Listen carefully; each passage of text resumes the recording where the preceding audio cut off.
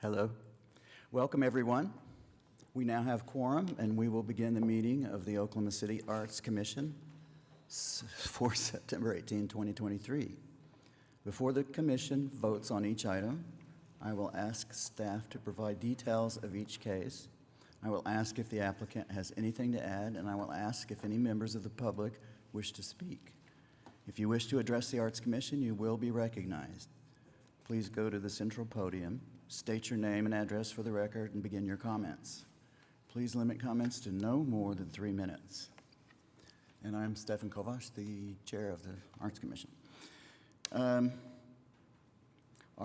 guess our first item is to receive the meeting minutes from July 17th meeting, which will be deferred. And I don't understand this, Randy.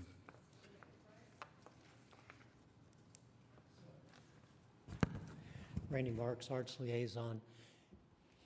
In reviewing in preparation for the meeting today, we realized that there was an error in the minutes from the June 17th meeting, and it apparently was a software error in PrimeGov that misattributed who made the motion to receive the minutes. So we need to go back and try to figure that out. This was just discovered this afternoon. We need to go back and try to figure that out, who might have made that motion. Well, this also means that we're not able to effectively receive the minutes for the July meeting as well, because it reflects an error in the part of the June minutes. I know this is kind of complicated, but we're going to punt it until October the 16th. So while I'm up here talking about minutes, also, I have been giving Chairman Kovacs incorrect information to read in the chair script. So just so it's clarified for me and for everybody else, even if you were not at the meeting where the minutes were taken, you can vote to receive them, because we're receiving them and not approving them. So in the future, the chair script will say, everybody can vote, and we'll remind ourselves of that as many times as it takes before we finally all remember that without any reminder. So Rita assures me that other commissions also have gotten confused on this point. We're not the only ones. I'm not the only one, which is nice to know. But anyway, so that item will be deferred until October the 16th. So is this then, we'll be receiving the minutes from June and July then in Yes. October? Okay, great. So at the next meeting, we'll receive June, July, and September, all three of them. Excellent. And that is not even unprecedented, believe it or not, so just new to And us. we do have a motion moved and seconded, so we're going to need a yay or a nay from everyone.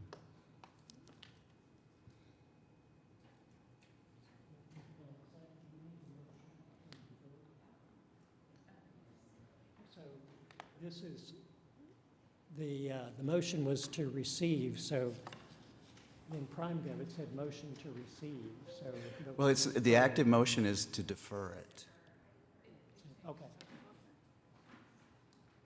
At least that's what it says. Yep. Okay. All right. Done and done.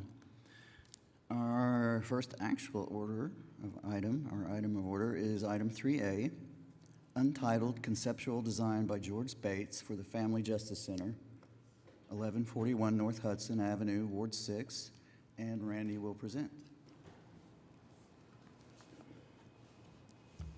The new MAPS 4 Family Justice Center will be built more or less across the street from the current location. The yellow rectangle represents the location for the Palomar Family Justice Center. The new building is not specifically called Palomar, but it is going to be the home of Palomar, but it also will provide offices for various allied agencies that work with the same clients that Palomar works with. The building is designed by AHMM Architects and has a number of design features that make it open and light and very welcoming, while at the same time providing security for clients and potential clients that literally might be on the run looking for refuge and need a safe place to get out of harm's way very, very quickly. New Jersey artist George Bates was, there is the building. This isn't the most latest,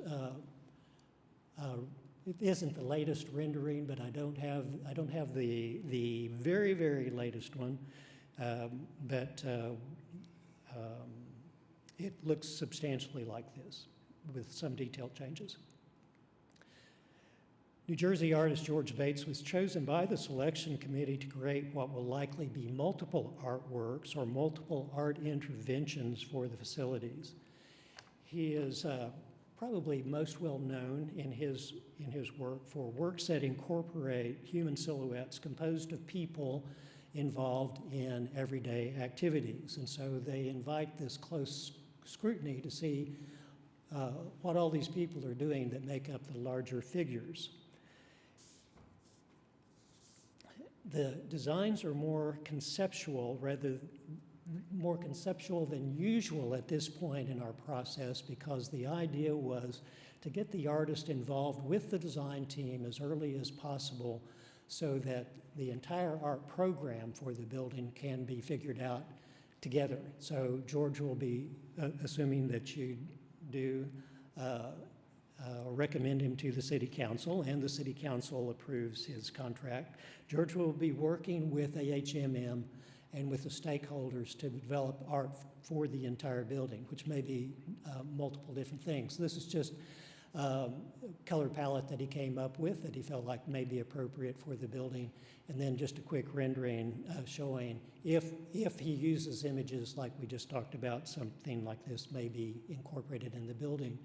So this is actually some past work of his where, again, he's using the silhouette motif, but this is done in a mirror finish that would be applied to windows. And so he has that capability also in addition to working with color. He talked about potentially using brick detailing to change the surface of the building in some ways, so that is a possibility. Here's another example of exterior treatment. But I think what probably the selection committee most warmed up to was talking about the use of colored glass in the building. And of course, with colored glass, not only do you have the object itself, but you have the light being transmitted through it and then the light landing on whatever surface it lands on. The works that you're seeing here are from previous projects in which he worked with a firm in Germany to create the glass works. It's not stained glass per se, but this is it's basically like a ceramic glaze that is, except it's translucent. It's printed onto the glass and then acts very much like stained glass does. We have an example of this type of work at the Will Rogers Tennis Center, not by the same artist, of course, but the same type of treatment that was designed by Martin Donlan for that particular project over there. It's also possible to use glass in exterior application, and he talked about the ability to do sculpture in the enclosed courtyard of the facility. So the glass can be treated in such a way it can stand up to anything that Oklahoma weather throws at it. So these are, again, these are concepts, these are ideas, and we expect them to go through multiple design changes until final designs are decided upon, and of course there will be a report back to you at various points along the way when it seems appropriate for you to be informed about what's going on.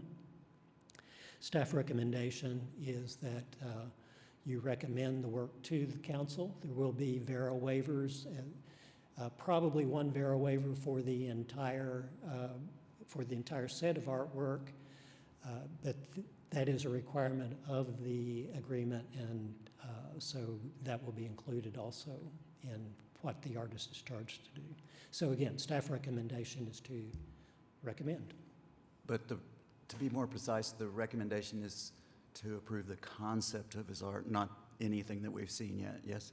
Yes, so we are recommending that you recommend him to the council as the artist who will develop concepts that he presented to the selection committee until there is a full art program for Family Justice Center.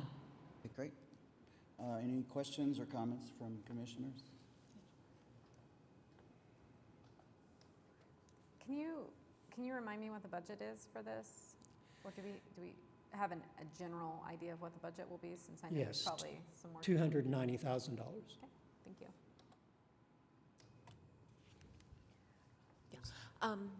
And I'm asking this question, I know it's not about our concern to be worried about this, but the process is not one that, well, the process is a difficult process. It can be done.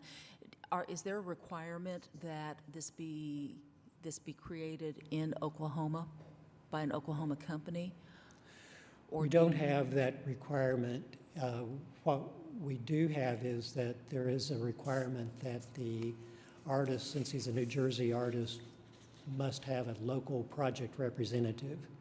And that person or persons could have multiple different functions, but we do not require that the artwork be done here. Okay, well, I just asked that because it's a challenging process. It can be done, but I think there's some limitations that I've seen here in Oklahoma in doing that, so. We would, of course, like for first of all, we can't limit the work to Oklahoma or even regional artists. So we know that. We've talked about that as much as we might like to in many instances. But we also want to have works that stretch local artists. No, that's not my concern, I know. Randy. No. I'm riffing on that, Liz. I'm not actually, Commissioner Eichmann. I'm riffing on that and not actually answering the question exactly. So as much as we might like that, we're not going to do that. But we do want to see as much of the money flow back into Oklahoma as possible. And so we do encourage the artists, and we can write agreements in such a way that require them to do certain things.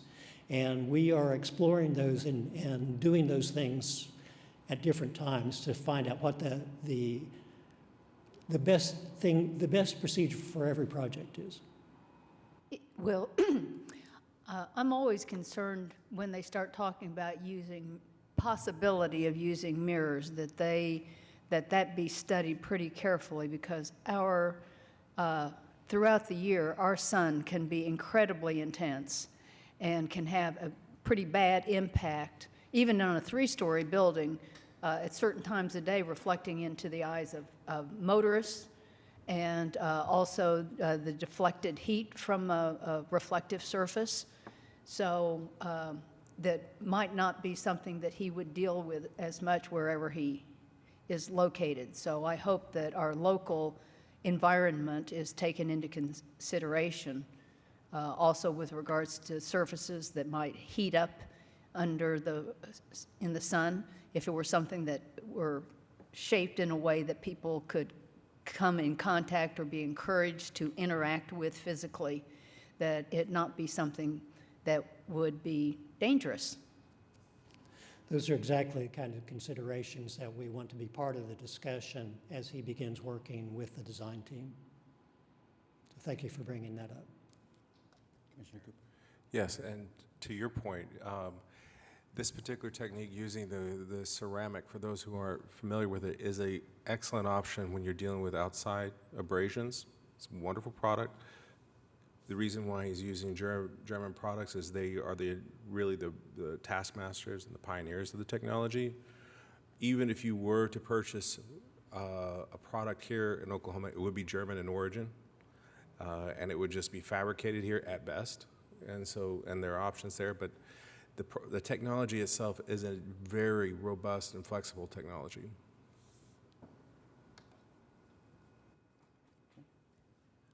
I do have a question. Will we see the final design on this at the Arts Commission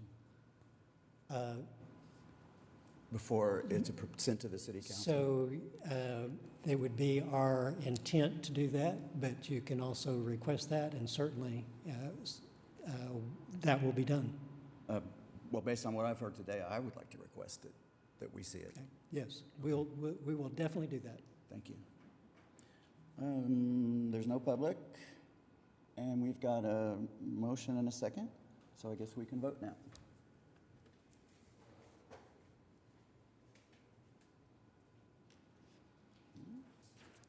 So did it pass? It went by too fast. Okay, it passed. Now we'll move on.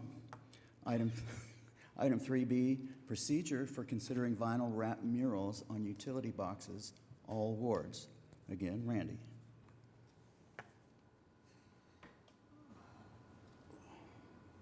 Going too fast through my slides. So you may remember that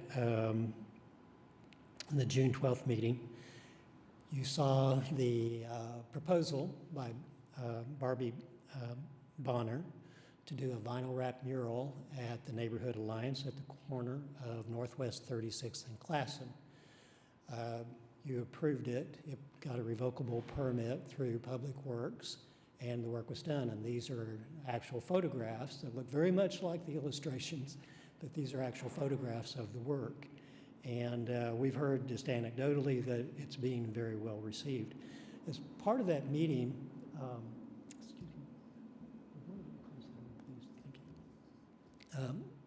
at the June 12th meeting, there was a lot of discussion about this and what the procedure should be for the commission going forward from this. So we talked with our colleagues primarily in Public Works because this is on a traffic, they actually call it a traffic control cabinet or traffic utility cabinet.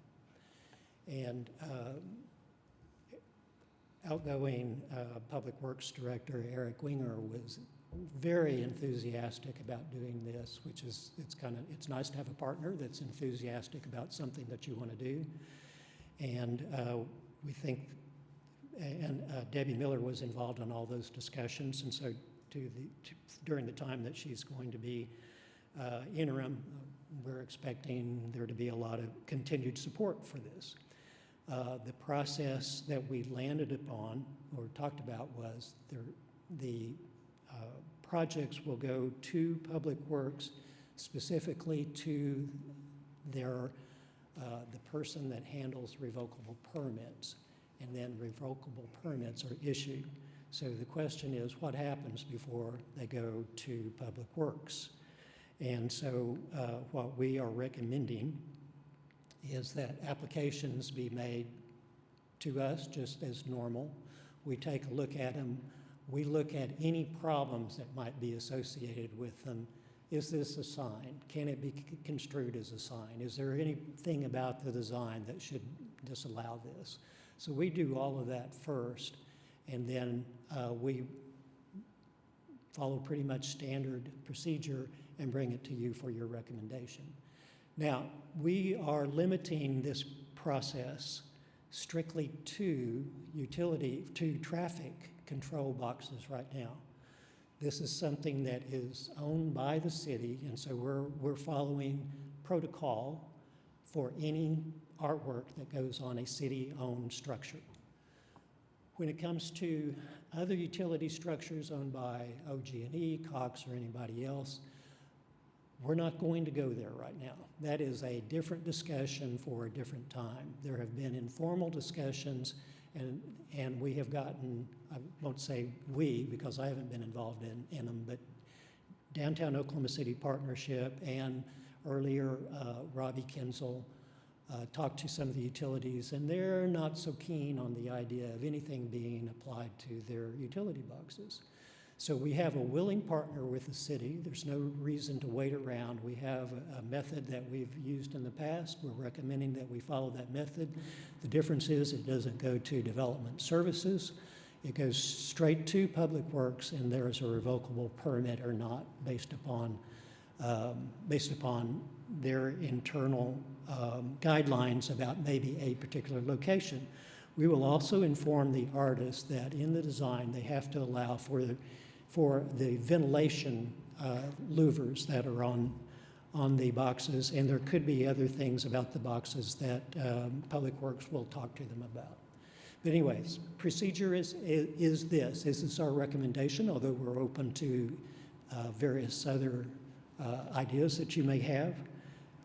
Applicant will make regular application to the Arts Commission. Those come to Arts and Cultural Affairs. We do an initial evaluation, talk with the artist, inform them of their responsibilities. what changes in the design may need to be made. When we have something that we feel like can be passed on, we bring it to you. Your recommendation goes to Public Works, and the work can be done. And then we will, as soon as we are able to, then we'll confirm that the work has been done. And, you know, one thing I hadn't thought about, Rita, is, and I wonder, will these become part of the public art collection then, of the city's public art collection? Randy, we couldn't hear you. I'll repeat in just a second. They're owned by city. Okay. So I hadn't thought through this about who actually owns the artwork, so the city will own the artwork. In a revocable permit, the works can be taken down for a number of different reasons. We need to be sure, obviously, that there's VERA waivers and very strict guidelines that the artist understand that at certain times the work can be removed. It's probably not going to be, it'll be more stringent requirements, I'm thinking, as we further develop the guidelines, to be sure that they understand that when they're damaged and cannot be repaired in any way, then Public Works can remove them because they may present some kind of hazard. If the city owns this work and it's printed on vinyl, couldn't you just reprint it? It could be reprinted. It's not going to be reprinted at city expense, though.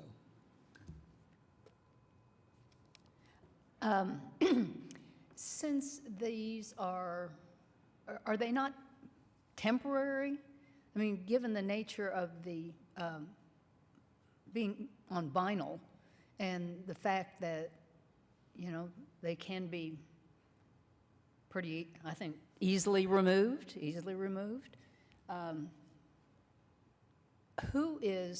Well, let me back up. I'm not making any sense. Who is going to be making arrangements for these vinyl applications in the first place?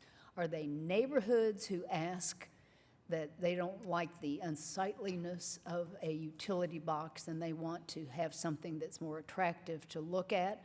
Or will the Arts Commission be going out and identifying, or agents for the Arts Commission go out and find these utility boxes and say, aha, this is a likely candidate for a wrap, and make the, who's sponsoring these and who's paying for them? They're going to come from all quarters. It's going to come from individual artists that are interested in doing it, neighborhood associations, certain businesses. They could come from a number of different quarters. So it's your recommendation that goes to Public Works. Public Works owns the boxes. And so they are going to be responsible for whatever upkeep and maintenance. That is not something that falls under our purview. Back to the question, are they temporary or not? The typical definition of temporary art is if it lasts more than 2 years, it's considered permanent. Now, you could make a recommendation that that they be considered temporary art and have a 2-year lifespan. You can make that recommendation if you want to. I don't know anything about the product, so I don't know what its normal life cycle is. Well, some of them could definitely last. It depends on the location, and it depends on how they're handled, how they're applied. A lot of different things a lot of different things are going to affect the lifespan of each of the murals. So the bottom line is we don't know, but some of them could be looking good for 10 years. It's possible. Not likely, but it's possible. Is there, back to in the artists, you've said that the artist may contribute, the artist might be compensated for them. Is there any kind of an agreement with the artist that's standardized that if, say, for instance, one of these murals become, say, very popular and they want to reproduce them in several locations, is the artist compensated, or does the artist have any kind of say in how many times the art itself can be duplicated? Good question. We haven't considered that. Think they should? Work in progress. I think that's, let's just say, I think the contract needs to address that. I think it's going to be up to each artist or each project, because if you have a neighborhood doing something, that might be different than a company that does that. But I think it has to be addressed in the contract or agreement with the artist, so that they understand this could be produced multiple times, or that they agree to that. Yeah. Commissioner Smalley? Yes, I like the idea of putting a couple year to 3 year, 2 to 3 year cap right now, because we don't know. We don't know how it's going to be received. It can always be extended, because certain technologies of the vinyl are superior, that will last long. Certain will not. With our sun and with the abrasion that comes with it, it's just better to have it where there's a cap, and also that we put in an exit space, but in case something does begin to look like blight, begins to look weird, because we can always, renew that or shift it later on. I think it's also an interesting opportunity for us to look back at our public art inventory and catalog over the years, and see this as an opportunity of taking some of the pieces that we have internally here in the building or here in the city at the different locations, and taking them out with, with grants or with other initiatives from other civic organizations or corporates that want to be affiliated with it. I think it's a great idea. This is more of a clarification question, and I did miss the June meeting, so apologize. This could have been addressed at that time. Is the plan in place going to be similar to the mural process, except that, so like an organization has a traffic box next to their facility and they want to see art on it. They hire an artist, they pay for the vinyl decal to be put on it, but it has to go through a permitting procedure with Arts and Culture and Public Works. So the city is not paying for the vinyl to be put on here. It is an outside party who is going through a standardized process to have this applied. Okay. Right. So there is no direct contract between the artist and the city. None. It's only, just like a mural, it's a private contract between an artist and an organization that has hired them to produce the art for that specific location they've permitted for. Is that correct? That is my understanding. Okay. And actually, the owning department is going to be Public Works. Right. They're the responsible party. We are there to process the idea and get your approval or recommendation, and then pass on to them, and then they can make their own decision. I think given that it kind of will be the procurement of the art, the design of the art, and the installation of the art will be done by private parties outside of the city, but on city property. I would love to have, as a part of that procedure, a standardization of requirements for that process. This is the decal material that we require on the traffic box. Here are vendors that are city-approved vendors that we know install this to the level of quality that, this is a detailed decal installation or vinyl installation. Just talking about the vents and things, these are people that are aware of our procedure on how to install these types of materials. And because going back to your comment about longevity of the piece and how it's received and viewed by the public, beautiful art installed poorly is not going to read as well as beautiful art installed well on a box that's as faceted as this. And so I think standardizing how that installation process needs to play out would be helpful to an outside party who's like, hey, we have money in our budget to do this. We just want to do it because it's fun. Who do we hire to install this? Do we have any liability for this installation on a public piece of public property? Like, just being able to kind of like provide guidelines, I think helps people participate in this program if they want to participate in it. I think we can, excuse me, I'm sorry. Yeah, and I don't know what those are, but I assume Public Works can help provide that information. I think that we can help delineate guidelines. I don't think that we can recommend anybody Vendors. to install. I think that, I guess we can provide the installation guidelines that they can give to a vendor, basically, of their choosing. well, okay, so, Like including the vents and, each one of these, part of what makes this looks good is that each one of the facets of the box have been wrapped individually. And things like that, I think somebody that is not experienced in vinyl may say, oh, I'll just like do one big piece on this and just wrap it around, without appreciating that there's a lot of thoughtfulness gone into making sure that it doesn't have a bunch of seams and that it matches the box well. so I think a number of different things have come up that are worthy of further discussion.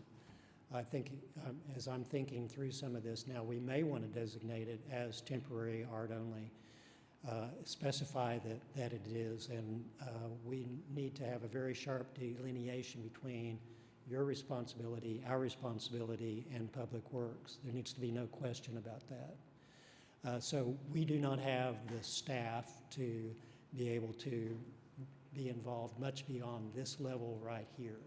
I'm a little bit hesitant about committing us to write out a lot of guidelines about this too. So I would rather withdraw this now and go back with your recommendations and have further discussions with Public Works about what we're getting into. Yeah, I'm also okay making a motion to recommend that Public Works develop a procedure for this that suits their needs, with the inclusion of arts and cultural affairs in the process, because like you said, most of what I've brought up is actually a Public Works driven, other than maybe giving some expertise on what we think the material should be standardized to, if we are going to strictly limit it to vinyl. So I guess it would be up to other people. I would be okay making that motion so that we can continue to move forward with it, knowing that most of that information is going to be supplied by Public Works anyway. But if you would prefer to withdraw it and we can revisit it later, we can do that too. I think it works either way. You can make a motion stating that, or we can pull this and come back with a different proposal. It basically works either way. I mean, it works the same either way, it seems to me. Personally, I prefer that you withdraw the motion. Excuse me? That's just me speaking for myself. I prefer that you withdraw the motion based on what everybody's saying right now. Well, we haven't made a motion, we have a recommendation. so Whatever it was that you were saying, withdraw. We can withdraw the recommendation and ask that we hear it at a later meeting. Can we make it, Firm footing there? okay, or we can make a motion to table it to a specific date to be reconsidered with, or no?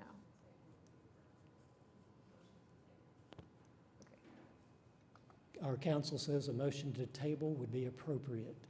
I feel good about my parliamentary procedure then right now, just that I came up with those words in the first place.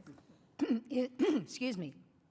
Is it anticipated that every proposal to wrap a utility box will be presented, or is this giving carte blanche permission to Public Works to make a decision on wrapping the various utility boxes? No, I'm not personally in favor of carte blanche to do anything that gets done. My preference is that the commission be involved on some level. Now, it could be done in different ways. Another way, assuming that we get all of these issues worked out and very clearly stated, you could decide that you want staff to make a recommendation and then report back to you. So that is an alternative. But one way or the other, it does need to come to the Arts Commission, if not for approval before it's done, as a report after it's done. In that way, it would mimic to some extent a curatorial plan, and yet the curation would be done by Leandre, Robbie, and I, and then with a report back to you, and I would say probably a monthly report on anything that has been done at that point. So that is another issue that can be discussed as we bring this up again.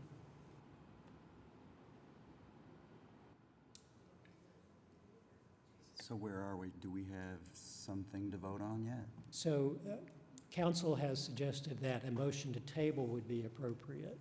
Okay. Any more comments from commissioners? If, So-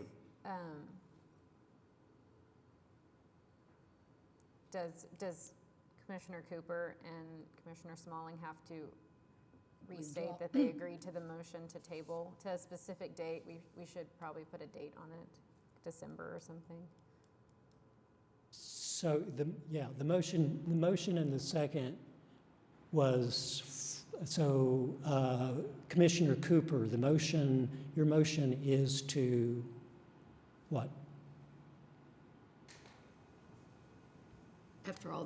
After all the discussion, I'm not sure exactly what my motion is. Okay, so do you want to But it seems like it may be a little bit, since there seem to be so many variables that we're talking about, it doesn't, and I mean, I hear you saying we don't really have the staff time to be able to develop all the guidelines that go with this, but perhaps we need to have a ad hoc committee to study the issue and make recommendations back to the body. Okay, That's just another, I guess I'll withdraw my motion, if that will help at this point. I'll withdraw my motion. okay. Okay, so, once again, council recommends tabling the issue, and then we can work out various aspects of it before we come back and have a further discussion. Well, I'm okay with moving that motion. Okay, we have Terry and Commissioner Smalling moved and seconded. Are we cool with the new? Okay, cool. All righty then, everybody vote. So I think this is an excellent example of why we bring things to you to talk about items, because the collective experience leads us to a lot of different things that we hadn't come up with on our own. And I know that Public Works hasn't thought about either. Well, this So- is kind of like murals. It could be, I mean, it's a work in progress. We don't know exactly how it's going to be received, although there may be some body of reaction to the one that's existing.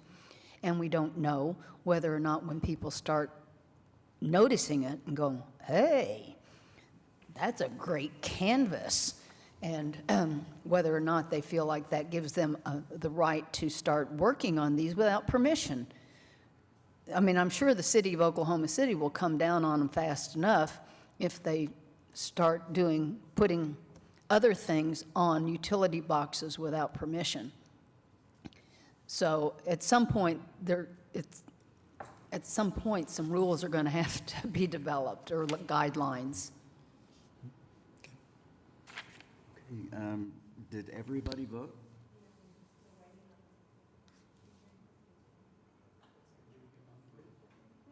Okay, excellent. It's passed as a tabling.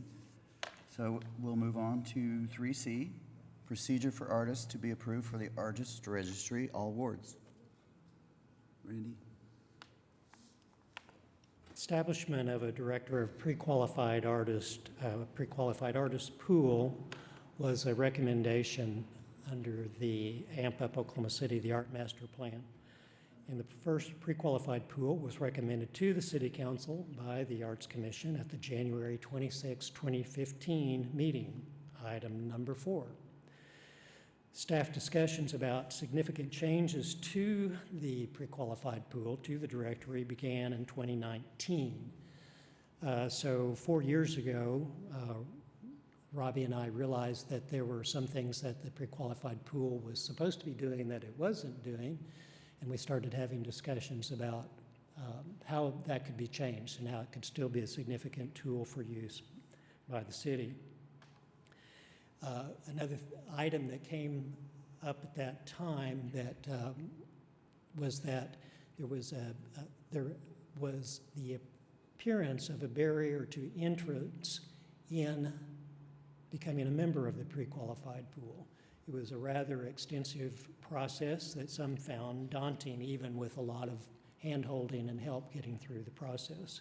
So part of the discussion was, how do we lower the barrier to entrance into whatever this directory is going to be? So with that as ancient history, staff began discussion with the Public Information Office in early 2022 about implementing a new directory to be called the Artist Registry. Public Information Office staff collaborated with art staff in developing the web presence, which is web pages to be hosted on the city website, and an online application form. And to provide adequate testing of the new protocols, members of the latest pre-qualified pool, which goes back several years, were invited to submit updated images and information to be entered into the new registry format. So this was a brand new procedure for us and for the Public Information Office.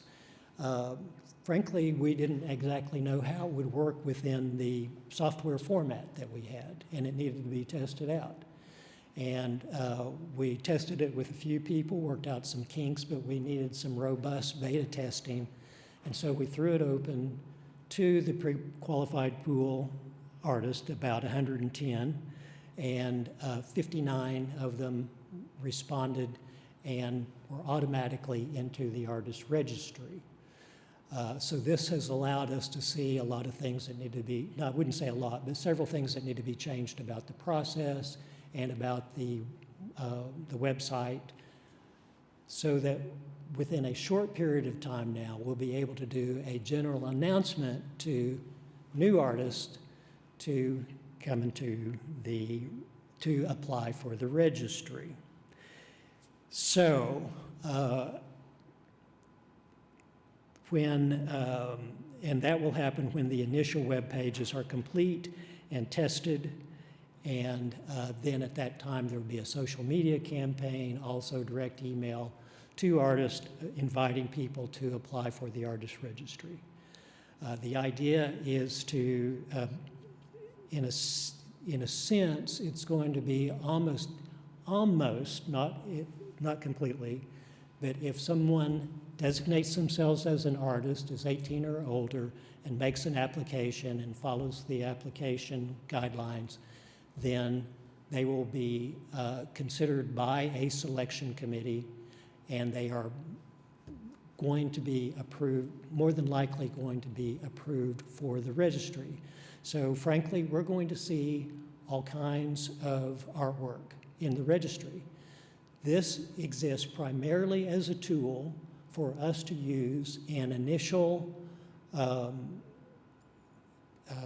calls to artists for projects. This is a change also, $50,000 and below. So there's going to be a lot of very accomplished artists with national reputations, and there's going to be some that are 18 to 24 that don't have a whole lot of experience and are still learning how to become a professional artist. And our intention is to provide a lot of guidance and help and workshops and so on, as we've done in the past. But the vetting process won't be a jury in which we are judging according to certain standards of artistic excellence, but do they meet the requirements? And the bar is intended to be at a level where artists are going to be encouraged to participate, and it will be relatively easy for them to get into the registry. So that is the idea. There will be a selection committee. We propose 2 arts commissioners and 2 staff people to vet all of the entrants and to do it on an ongoing basis. So whereas in the past, all of the applications came in, they were all reviewed in one gargantuan session. Those went through, entrance had to be through BidSync. We're simplifying that whole thing, and we're going to, the intention is to have a very, very direct appeal to young artists and artists that have been marginalized in the past.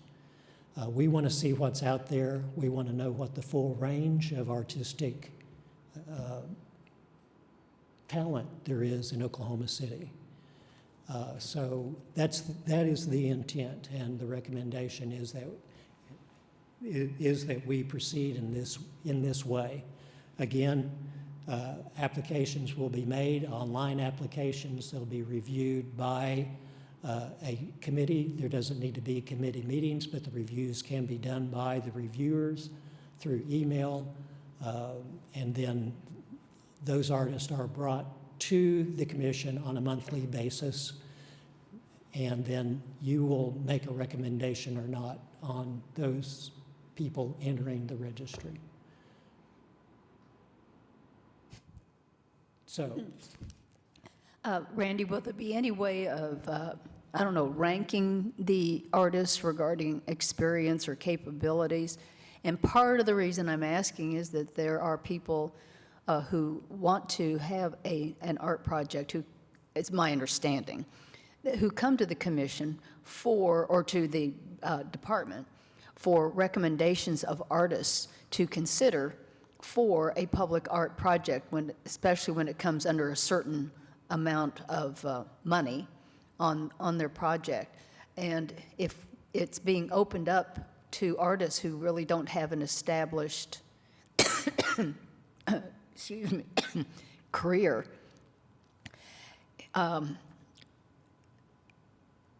those recommendations that might come ragweed.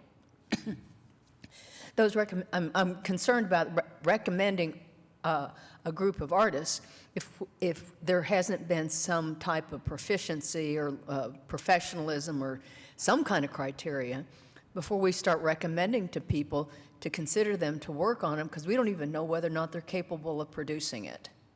our intention is to have no ranking and to make no recommendation other than that people can go to the website and they'll be able to see the artwork themselves and read about the artists.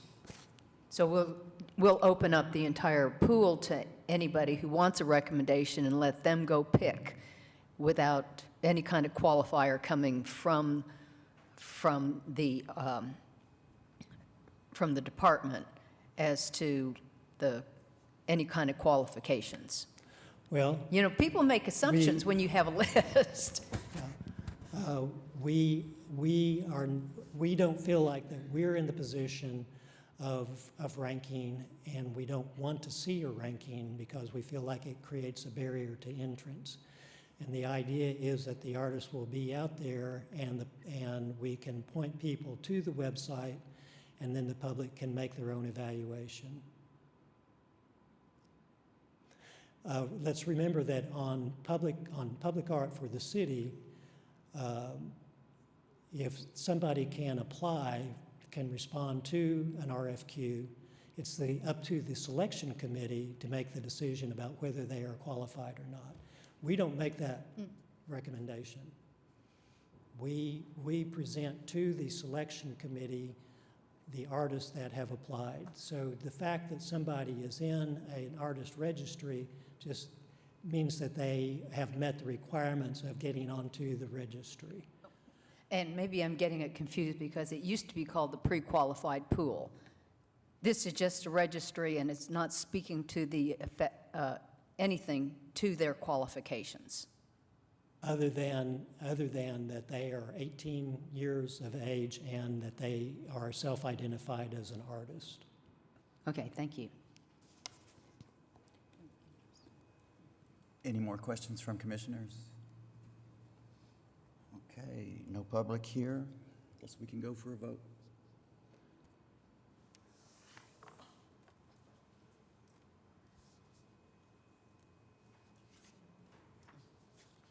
Okay, looks like it's passed. And that takes us to the consent docket. Do any commissioners want to hear the report? I'll take that as a no then. Any comments from the public? Okay. Item 4A, Plant One on Me, mural by Rick Sinnott from a design by Emma Ryan, 1120 North Walker Avenue, Ward 6. Chairman, I think maybe I made the script wrong, but anyway, that's the item that was on the consent docket. Oh, okay. So that would only be heard if anybody was interested. Never mind. Item 5, there are no committee reports today. Item 6, Randy will give us an art and cultural affairs update.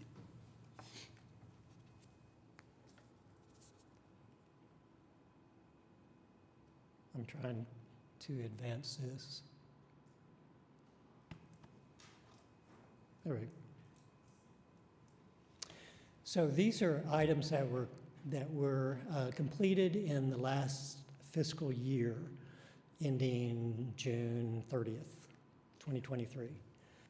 Nourished by Martin Donlin, Anton Morton, and Brett McDaniel at the Belle Isle Library.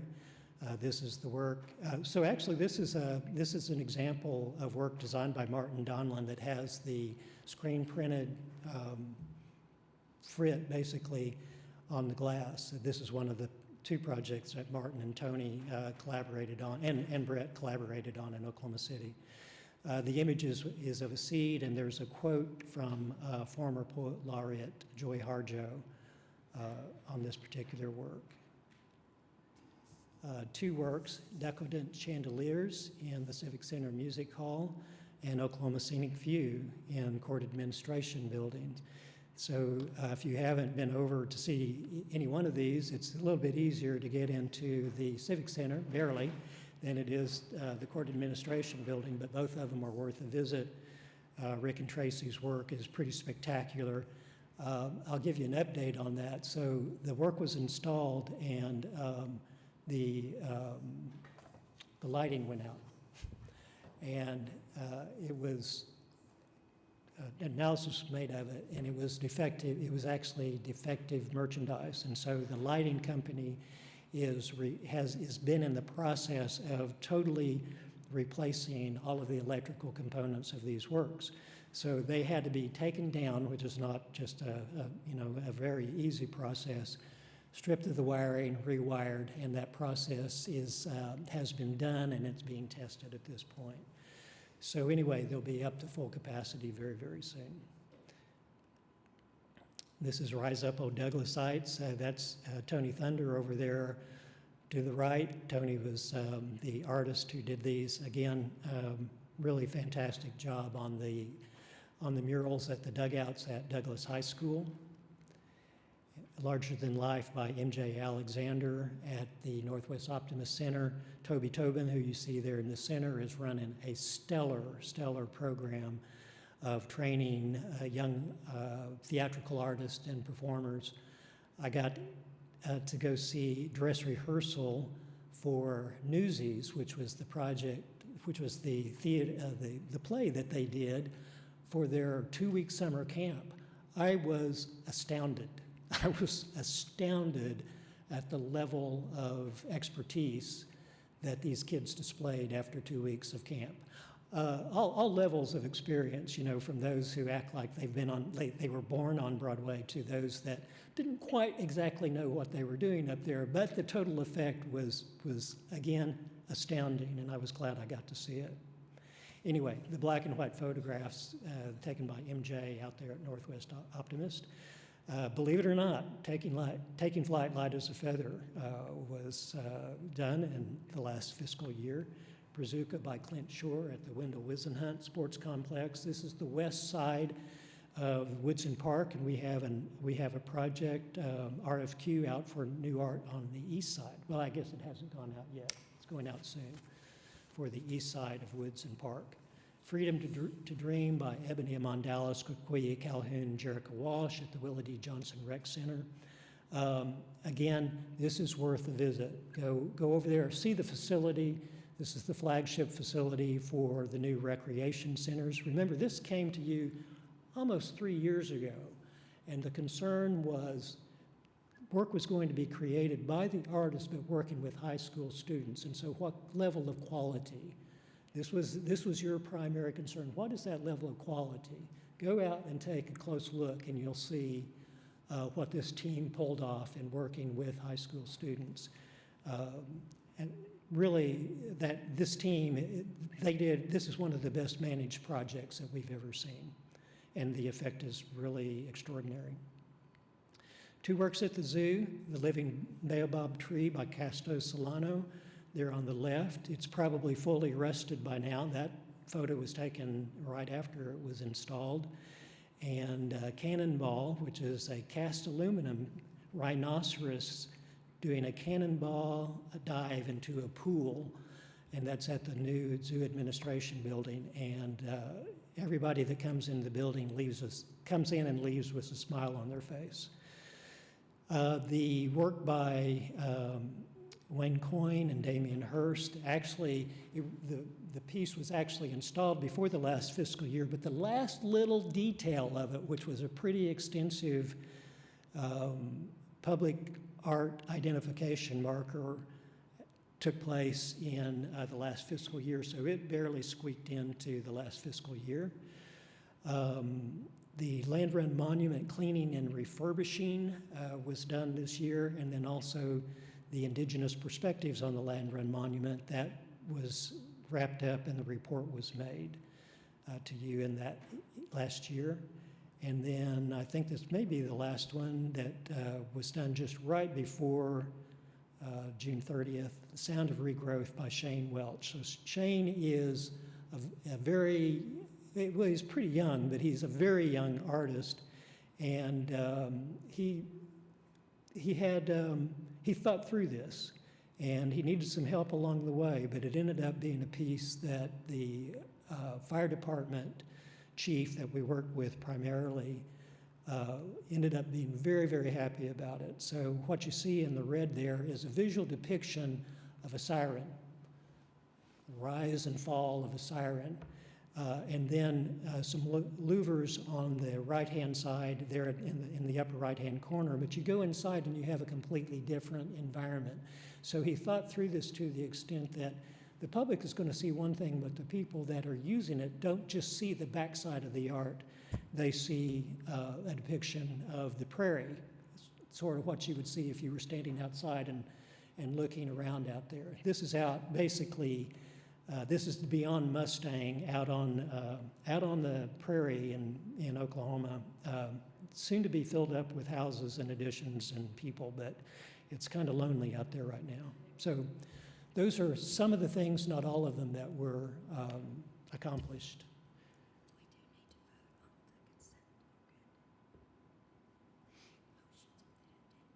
Oh, is that right? Okay, we'll go back and do that. So those are some things that were done in the last fiscal year. Any questions about any of those? And a note has just been given to me that there was not a vote on the consent docket. Is that correct? There was a motion. I think there was a motion and second, but a vote wasn't made. Or was there not a motion? There wasn't a motion. Okay. So we need to go back to that item.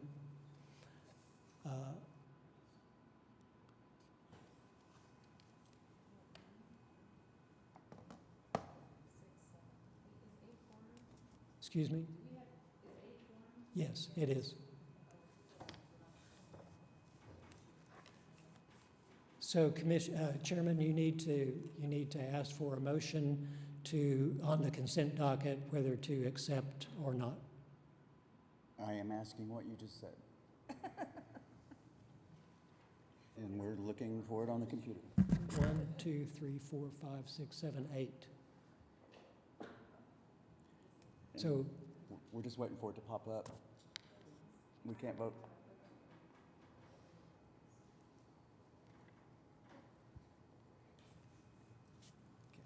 So what we're seeing is plant one on, oh, that is the one. Okay. It's been moved and seconded, so we can vote. I will say there is a typo in the name, in her name. I don't know if that needs to be changed for future. It's Emma, E-M-M-A. Okay, thank you. Okay.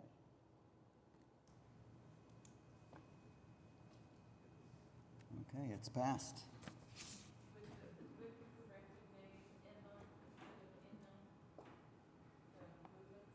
Commissioner? What's the correction? The correction was, it should be EMA instead of, And it is correct on the official agenda. okay, it's just in So, PrimeGov. Yeah. Okay, thanks. And the way PrimeGov has acted a couple of times lately, I'm not sure that that was a typo made by a human or by an AI.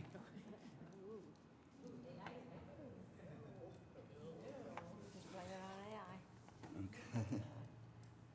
All And right. thank you. Refocusing. We're not done yet. We're not done yet. Okay, do we have any louder comments from commissioners?